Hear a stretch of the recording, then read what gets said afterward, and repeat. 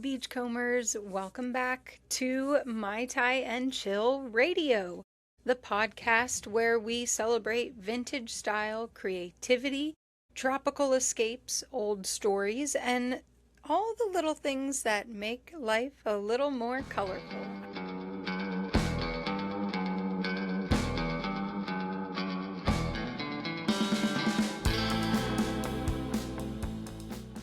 I'm Angelina, and every week we take a break from the hustle, slow things down, and dive into the world of nostalgia, collecting, design, and adventure. Before we get started, I have a question for you. What is the oldest thing you own that you would never ever get rid of? Maybe it's a piece of jewelry, maybe a camera or a record or a postcard or a family photograph or a special piece of furniture that you just can't seem to get rid of. Whatever popped into your mind, hold on to that thought, because today's episode is all about why old things mean so much to us. Not because they're expensive, not because they're trendy, but because of the stories that they carry. Why do we love old things?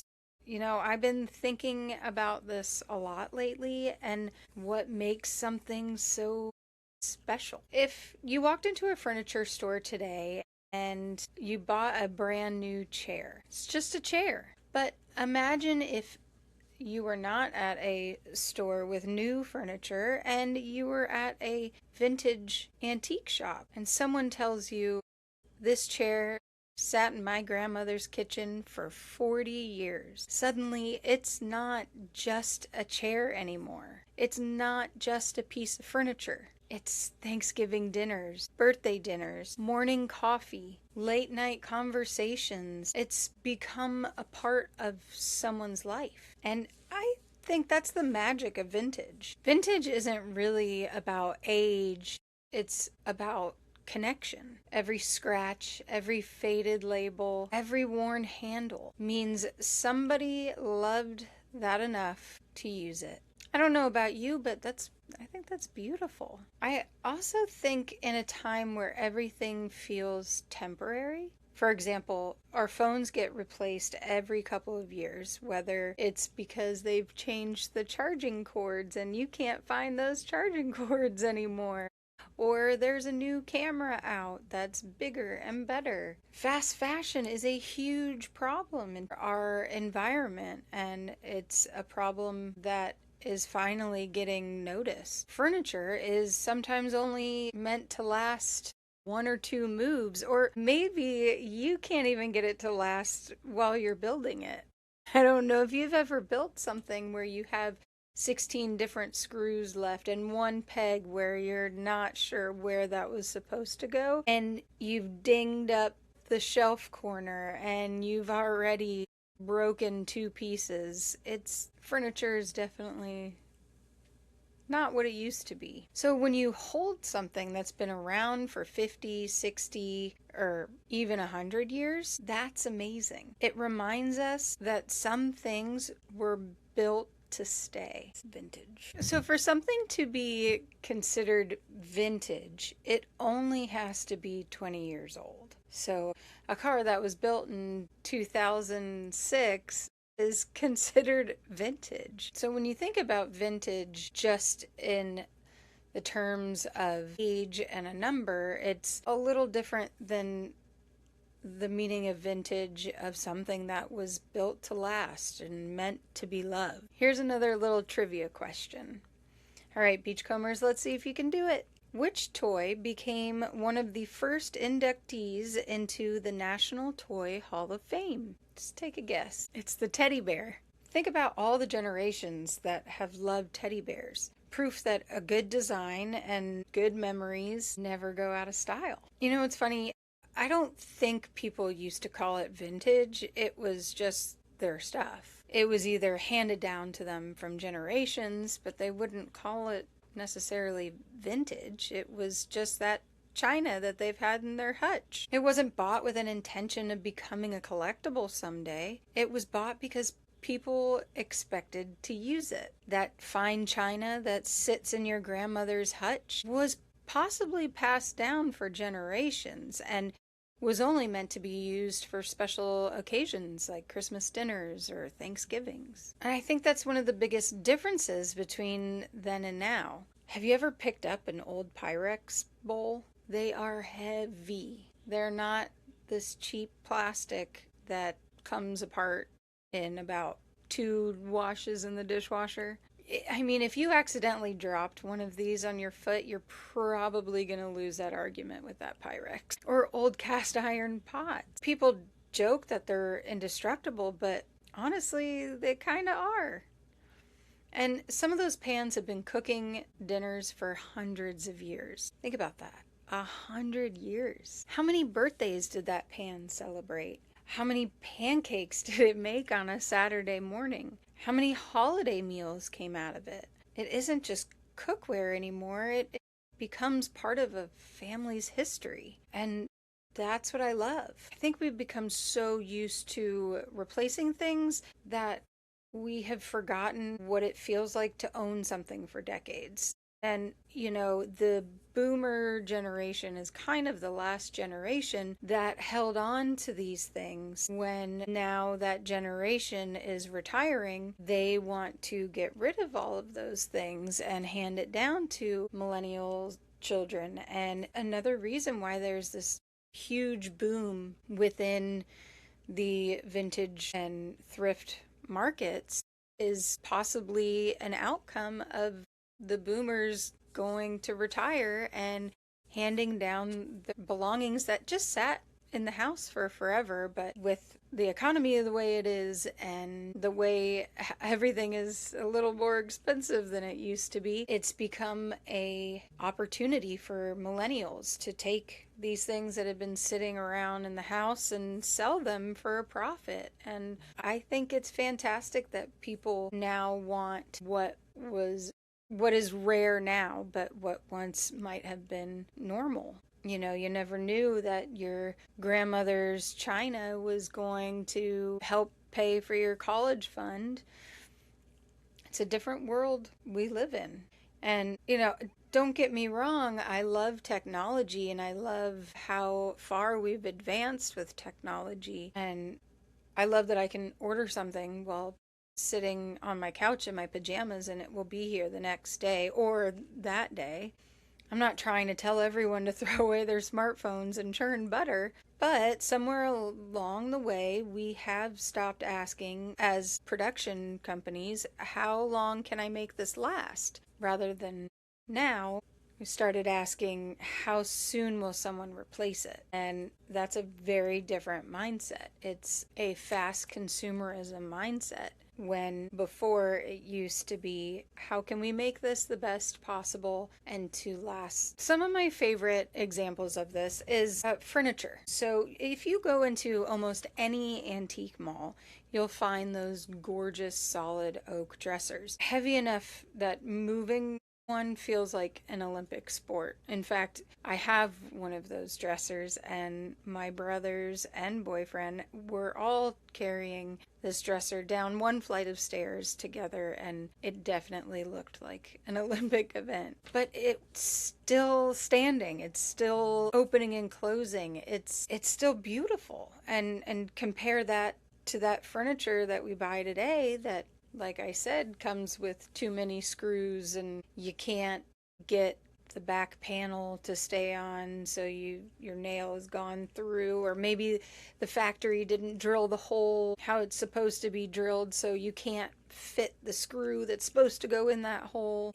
And then it's just a semi-permanent piece of furniture. You can throw it away and not feel bad about it, and it just becomes sadly another wasted furniture piece. And my other favorite is like with technology. You can go buy a record player today. You can buy one at Target, at Walmart. I mean, they're everywhere now. And you can buy vinyl records at Walmart and Target now. And that sound is stunning, and it's better than listening to it on your cell phone. And yet there was this progression of videotapes, like after VHS, before DVDs, when someone was like, laser discs, we're gonna make a giant CD be your movie. And I think with this goes along with CDs as well. You get one little scratch on it and there goes the whole last scene of Blues Brothers. So I think that mentality of vinyl pressing, that is something that can be preserved and continues to show up over and over again. And laser discs, which were like a record size CD, and you had to get up in the middle of the movie, flip over the laserdisc. Sometimes it came with two. Blues Brothers, I think, was just one.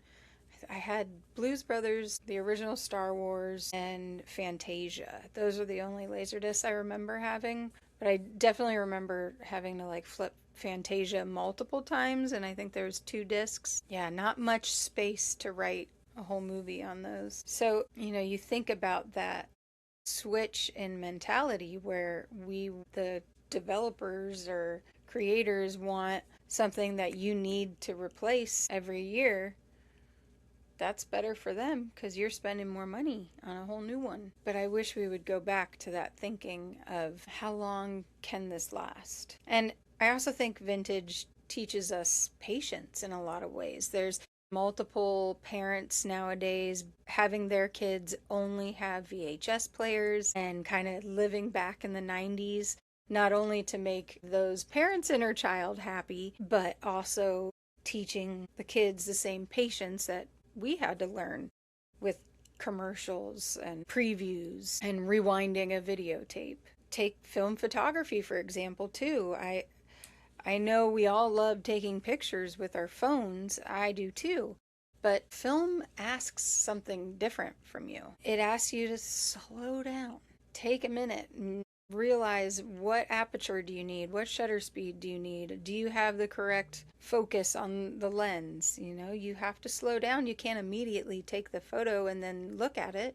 You have to wait. And even if you're not, using a camera that takes shutter speed and aperture and all of that, if it's not an SLR, but maybe one of those point and shoot disposable cameras, you still have to look, see what you're taking a picture of. And then even if you looked, you have to wait to get those pictures back just to realize that you had your finger on the lens the whole time. Or maybe you only caught half of something that you were taking a picture of.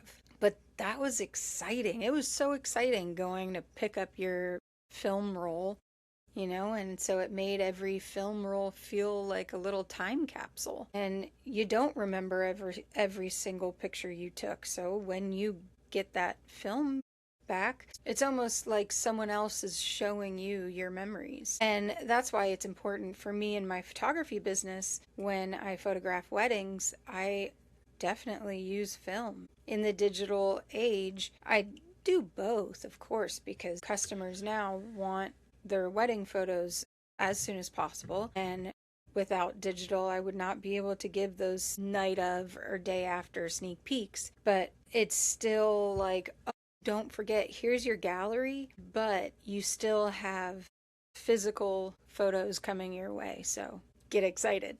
That's a fun little extra perk of using film. And I think life doesn't always have to be instant.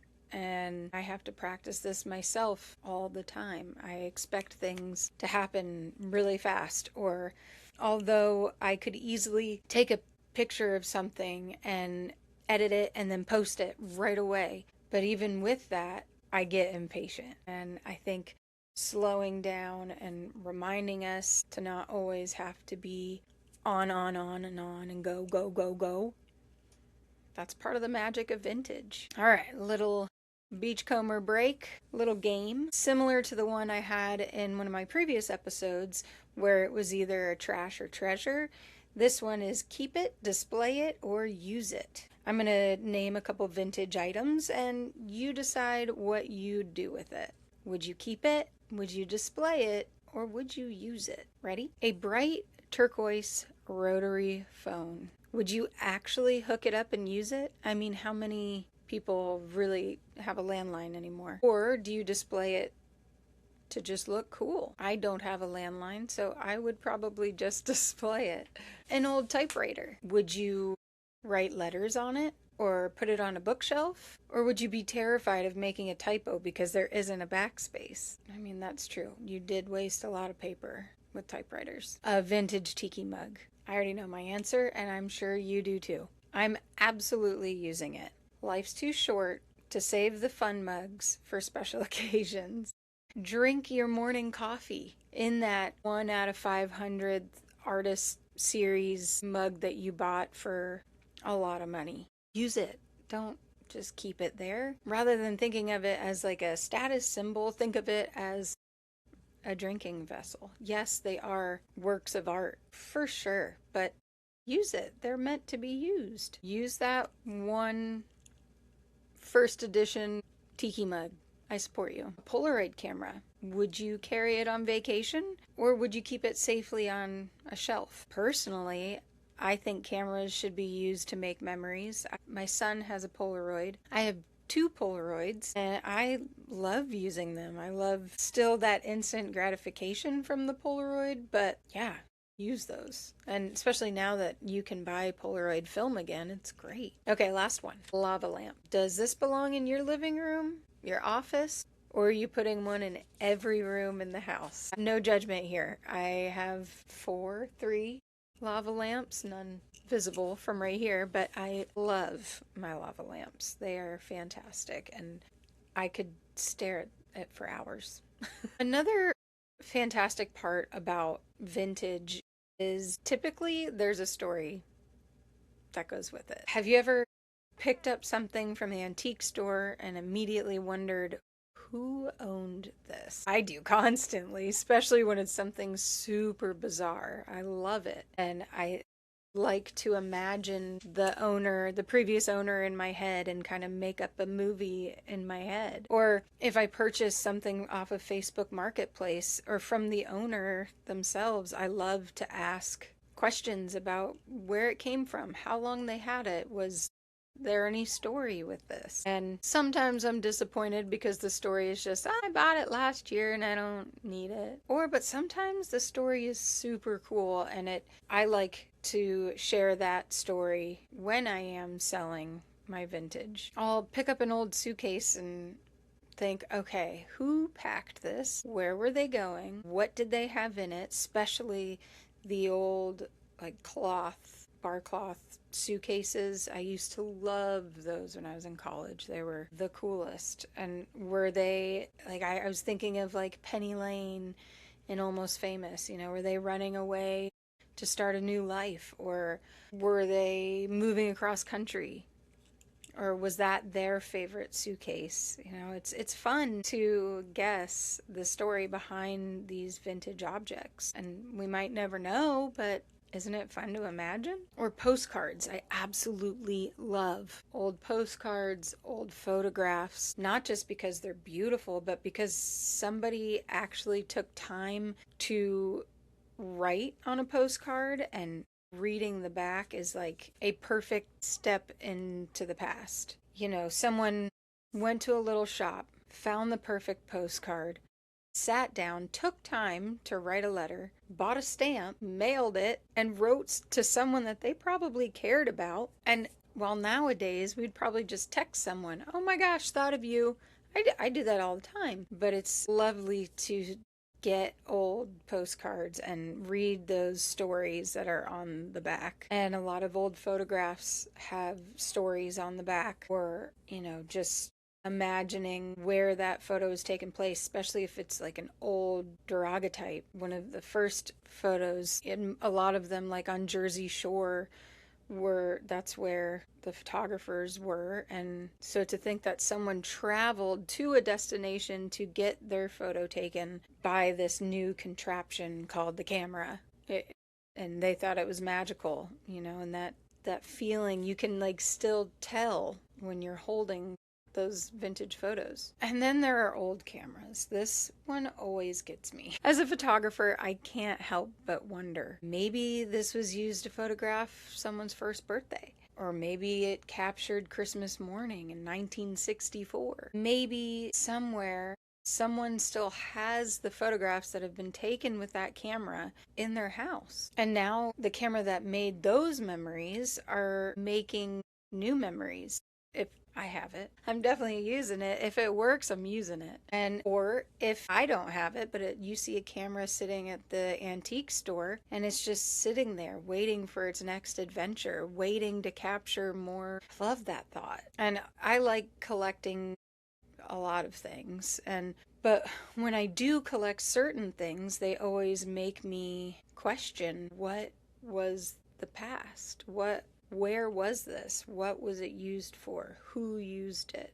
Things like an old motel key or old matchbooks. It's wonderful how many preserved matchbooks there are, and that was always kept as like a little souvenir, that now you might find a whole bucket of them for $5 at flea market.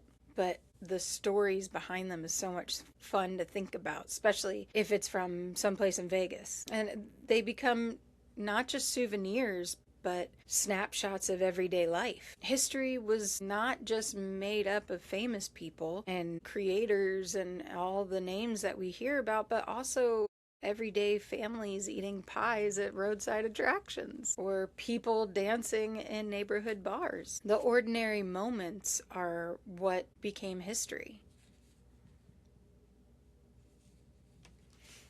All right, fashionista beachcombers, let's see if you know this one. Another quiz for you.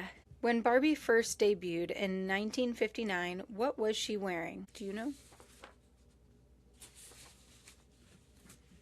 If you envisioned that black and white striped bathing suit, you are correct. Can you imagine if you had one of those original Barbies today?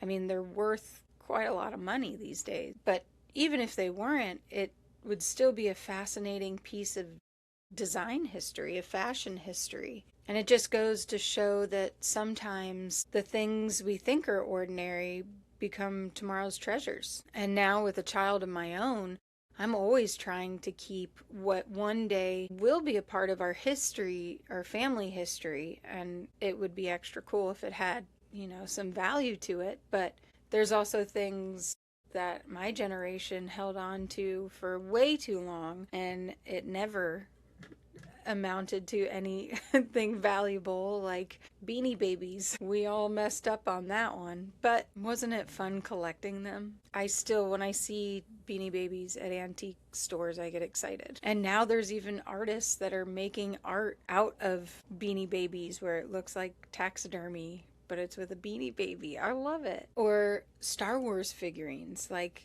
a lot of people in my generation, or a little bit older than me, did not know how valuable those early toys were going to be, and kind of kicking themselves in the butt, like, oh, I should have saved that. I should have held on to that. And, now some of those Star Wars figures can go for quite a lot of money. But it's always interesting to see what becomes popular in a resale situation over what was popular when we were growing up. And I think nostalgia is a huge part of growing up.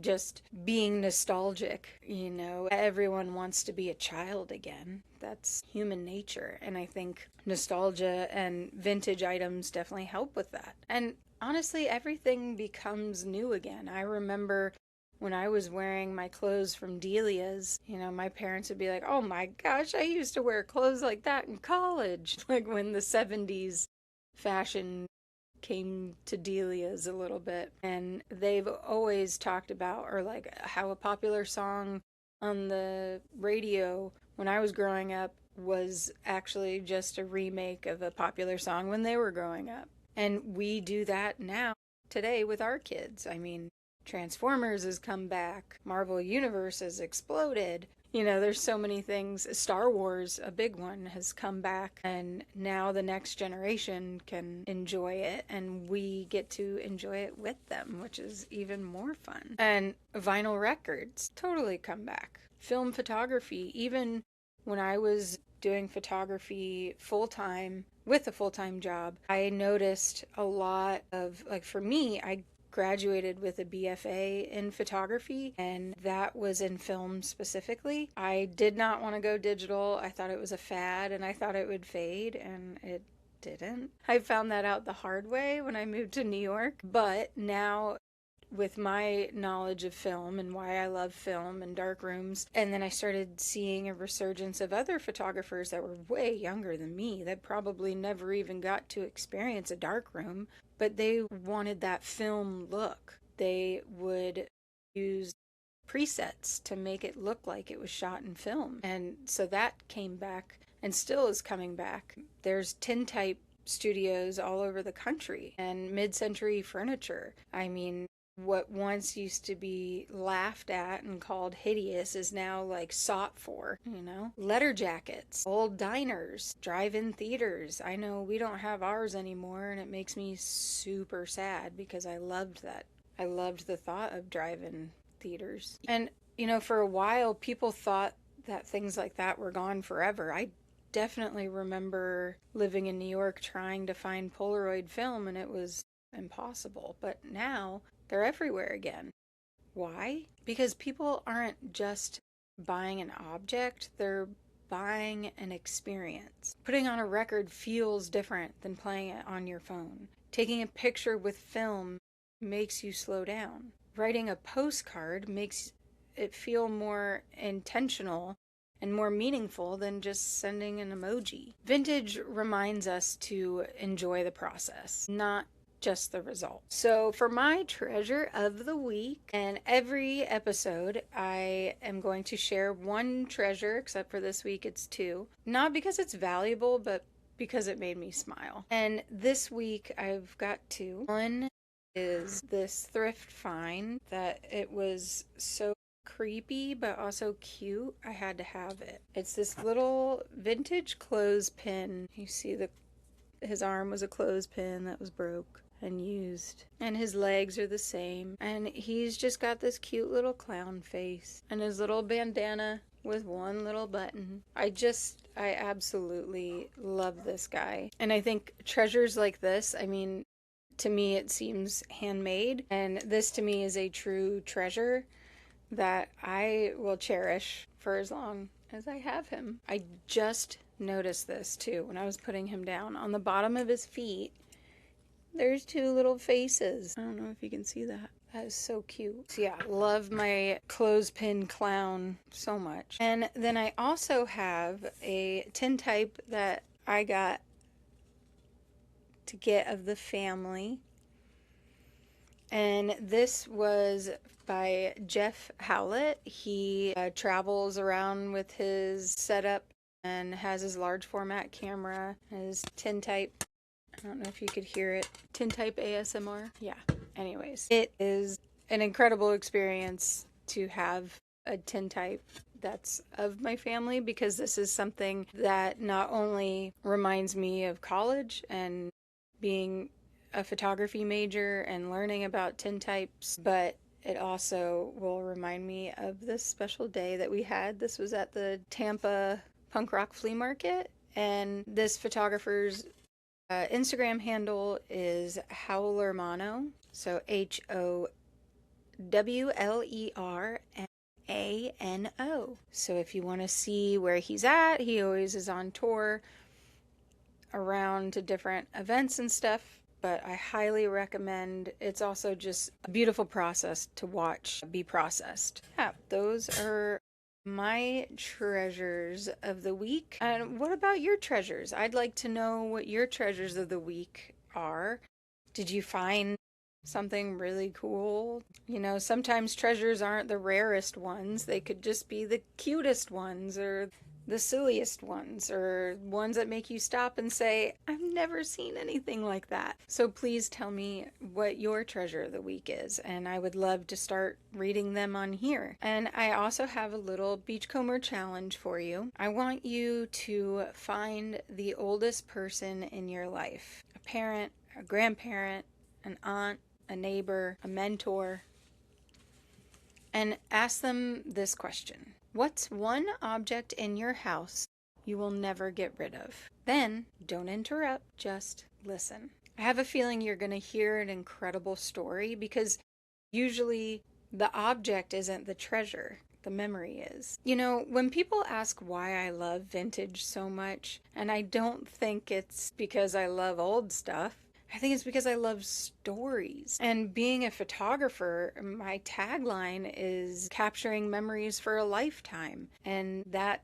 ties into that. I want to capture these memories that will hopefully be images that are cherished for generations and hundreds of years to come. And so that maybe one day when someone sees my wedding photo that I took, not of me, but of one of my couples in a thrift store in a gorgeous frame, that one day becomes someone else's treasure. Or that a family holds on to it for generations and they find their pictures of their great great great great great great great grandparents getting married and really appreciating that. And I think every object represents a life, a family, a celebration, a road trip. Vintage reminds us that these ordinary moments become extraordinary memories over time.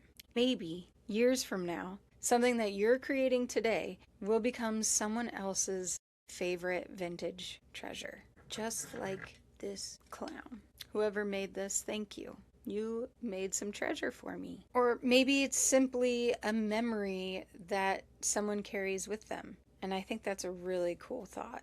Thank you so much for spending part of your day with me. If you enjoyed today's episode, I'd love to hear about the oldest thing you own and that you'll never let go of. Share it with me on Instagram at mytieandchill. And let's celebrate those stories hidden in things we keep. Until next time, stay tropical, stay strange, and remember, the best treasures aren't always the rarest ones. They're the ones that remind us who we are.